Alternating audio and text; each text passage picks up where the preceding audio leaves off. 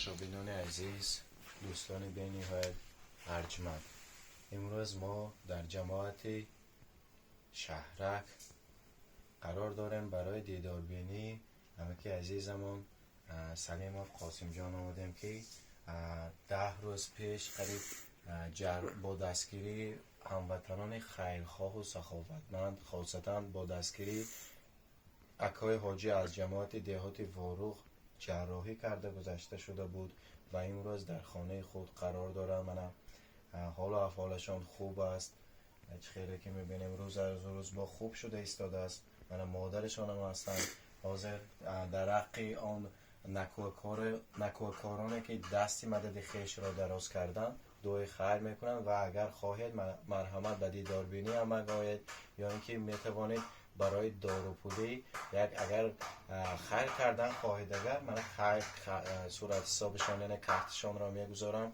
شما میتوانید که خیر خود را برای داروپولی یا که نیک و احوالی زندگانی کمک کرده باشید. باقی تنسیت و خانواده باشید.